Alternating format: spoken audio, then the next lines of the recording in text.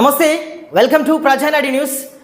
ముఖ్యంగా ప్రతి ఒక్క శాఖలో ప్రతి ఒక్క జిల్లాలో కూడా కొరత, ఉద్యోగుల కొరత అనేది కూడా ఉందని కూడా మనకు స్పష్టంగా అర్థమవుతుంది.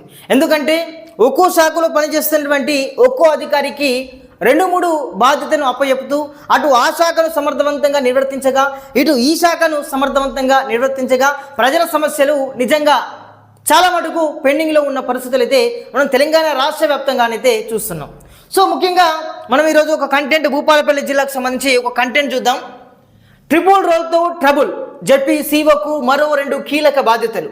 అంటే ఇప్పటికే ఈ జెడ్పీసీఓ ఎవరైతే ఉన్నారో భూపాలపల్లి జిల్లాకు సంబంధించి విజయలక్ష్మి గారికి ఇప్పటికే అడిషనల్ కలెక్టర్గా, అంటే గతంలో అడిషనల్ కలెక్టర్గా బాధ్యతలు నిర్వహించి రిటైర్డ్ అయినటువంటి వెంకటేశ్వర్లు గారి యొక్క పోస్టును కూడా ఈమెకు అటాచ్ చేస్తూ, అంటే ఇన్ఛార్జ్ బాధ్యతలను కూడా వీరికైతే కలెక్టర్ గారు అయితే అందించడం జరిగింది. సో దానివల్ల కూడా అటు ఈ మేడం గారు జెడ్పీసీఓగా బాధ్యతలు నిర్వర్తించాలి, అదేవిధంగా ఇటు అడిషనల్ కలెక్టర్గా, అంటే నథింగ్ బట్ ఒక జిల్లాకు బాసుగా కలెక్టర్ తర్వాత కలెక్టర్గా విధులు నిర్వర్తించాల్సిన ఈ మేడం గారు రెండుని టైప్ చేయలేకపోతున్నారని కూడా ఈ వార్త యొక్క ముఖ్య ఉద్దేశం.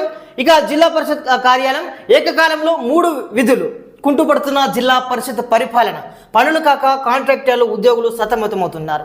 ఎందుకంటే ఇప్పుడు ఎవరైనా కూడా 2 పడవల మీద ప్రయాణం నిజంగా ఇబ్బందికరమే. ఇదైతే ఎంతవరకు వాస్తవమో ఇది కూడా అంతే. సరే, ఒక అధికారి సంబంధిత శాఖకు సంబంధించి ఉంటే ఆ శాఖనే కొనసాగించాలి, కానీ ఇంకొక 2-3 పదవులు 2-3 బాధ్యతలు అప్పచెప్తే ఎవరికైనా ఇబ్బంది. ఇటు దీంట్లో సమర్థవంతంగా చేయలేము, దీంట్లో సాటిస్ఫాక్షన్ చేయలేము, దీంట్లో సమర్థవంతంగా చేయలేము, దీంట్లో సాటిస్ఫాక్షన్గా చేయలేని పరిస్థితులు మనకైతే కనిపిస్తున్నాయి. సో అదే భూపాలపల్లి జిల్లాలోనైతే కొనసాగుతుంది. అయితే పంచాయతీరాజ్ వ్యవస్థలో జిల్లా పరిషత్ పాత్ర కీలకం, అంతే కదా. ఉన్నత స్థాయి పరిపాలన కొనసాగేది ఇక్కడి నుంచే 100% వాస్తవమే. దీని పరిధిలో ఉండే మండలాలు, గ్రామీణ ప్రాంతాల సమగ్రాభివృద్ధికి కార్యాచరణ జెడ్పీ నుంచే అమలవుతుంది. రైట్. ఇలా ఎంతో ప్రాధాన్యం కలిగిన భూపాలపల్లి జిల్లా పరిషత్ నిర్వహణ ఆగమ్య గోచరంగా మారింది. జెడ్పీకి సీఈఓ పాత్ర కీలకమే. ఎందుకంటే ఒక ఛానల్కు, ఒక కంపెనీకి సీఈఓ ఎంత ముఖ్యమో ఈ యొక్క జిల్లాకు కూడా సీఈఓ అనే పాత్ర అటువంటి వెరీ వెరీ వెరీ ఇంపార్టెంట్ అని కూడా చెప్పుకోవడం జరిగింది. సో ఆ అధికారి పైనే మరిన్ని అదనపు బాధ్యతలు మోపడం, పరిపాలన పరమైన ఇబ్బందులు తప్పడం లేదు. అయితే జిల్లా పరిషత్ చైర్పర్సన్ పదవి కాలం ఇటీవల ముగిసింది. ఆ తర్వాత పూర్తి బాధ్యతలు జెడ్పీ సీఈఓ విజయలక్ష్మికి అప్పగించారు. ఈ బాధ్యతలతో ఇన్ఛార్జ్ అదనపు కలెక్టర్ స్థానిక సంస్థలకు సంబంధించి ఆమెను కూడా కొనసాగుతున్నారు. ఇది చాలదన్నట్లు మున్సిపల్ పాలకవర్గం పదవీ కాలం ముగియడంతో మున్సిపల్ ప్రత్యేకాధికారి బాధ్యతలు కూడా విజయలక్ష్మి గారికే కట్టబెట్టారు. ఇన్ని పాత్రలు ఏకకాలంలో ఆమె నిర్వర్తించడం జిల్లా పరిషత్ కార్యాలయ పనులు కుంటుపడుతున్నాయనే అభిప్రాయం అయితే అవుతుంది. అదేవిధంగా పనులు కాక సతమతమవుతున్నాయని కూడా ఇకనైతే ట్యాగ్ లైన్, అంటే సబ్ టైటిల్ అయితే ఇవ్వడం జరిగింది. ఇక ఎన్నికలు వస్తే ఎలా స్థానిక సంస్థలు దగ్గర పడుతున్నాయి. ఈ క్రమంలో జెడ్పీ కార్యాలయం సీఈఓ విధులు, స్థానిక సంస్థల అదనపు కలెక్టర్తో పాటు మున్సిపల్ ప్రత్యేకాధికారి విధులు సైతం కీలకమే. ఈ నేపథ్యంలో పూర్తి స్థాయిలో అధికారులను నియమించాలని కూడా పలువురు అయితే డిమాండ్ చేస్తున్న పరిస్థితి. ఇక ఈ విజయలక్ష్మి గారు ఏ విధులు నిర్వర్తిస్తున్నారో చూద్దాం. భూపాలపల్లి జిల్లా పరిషత్ సీఈఓగా విజయలక్ష్మి గారు 2023 ఏప్రిల్ 12 బాధ్యత స్వీకరించారట. ఈ క్రమంలో అదనపు కలెక్టర్ స్థానిక సంస్థలకు సంబంధించి గతంలోనైతే ఆగస్టు 31న ఉద్యోగ విరమణ చేశారు వెంకటేశ్వర్లు గారు. దీంతో సీఈఓగా కొనసాగుతున్న విజయలక్ష్మికి ఇన్ఛార్జి అదనపు బాధ్యతలు అనేది అప్పగించారు. అప్పటి నుంచి జిల్లా పరిషత్ కార్యాలయానికి ఆమె రావడం లేదని తెలుస్తుంది. కలెక్టరేట్ విధుల్లోనే ఆమె ఎక్కువగా సమయం కేటాయిస్తున్నారని విమర్శలు తలెత్తుతున్నాయి. ఈ క్రమంలోనే ఈ ఏడాది జనవరి 26న మున్సిపల్ పాలకవర్గం పదవి కాలం ముగిసింది.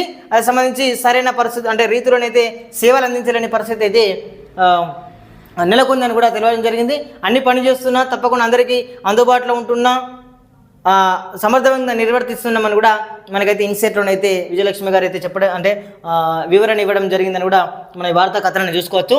సో ఏది ఏమైనా కూడా అంటే ఒక శాఖకు సంబంధించి మళ్ళీ లేడీ ఆఫీసర్, అదేవిధంగా సరే సమర్థవంతంగా చేసే ఉద్దేశం ఉన్నప్పటికీ కూడా కొంచెం మటుకు పెండింగ్లో ఉంటాయి పనులు.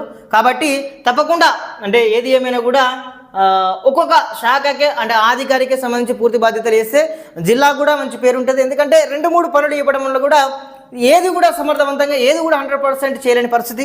అదేవిధంగా సీఓకి సంబంధించి కాంట్రాక్టర్లు అదేవిధంగా చాలా రకాలుగా ఫైళ్ళు ఉంటాయి. సో మీరు సరే ఒకటికి 2 రోజులకు ఒకసారి వస్తున్నారో లేకపోతే డైలీ వచ్చినా కూడా ఫైల్స్ మీద సంతకం చేసి పోతున్నారో, కానీ ఎందుకంటే మెయిన్ ఇంపార్టెంట్ రోల్ అదే ఉంటుంది, ఇది కూడా మెయిన్ ఇంపార్టెంట్ రోల్ కాబట్టి 2 టైప్ చేయడం కొంచెం కష్టమైనప్పటికీ కూడా అయినా సరే ఇప్పటికైనా కూడా నెట్కి వస్తున్నారు.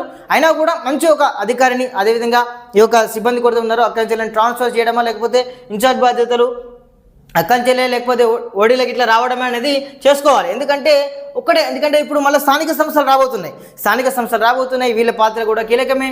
అదేవిధంగా మొన్న మున్సిపల్ కార్యవర్గం వారు కూడా పదవి బాధ్యతల నుంచి వెళ్ళి అంటే వాళ్ళ యొక్క రిటైర్మెంట్ కూడా అయింది, అంటే పదవి బాధ్యతలు కూడా వాళ్ళది పదవి కాలం పూర్తయింది.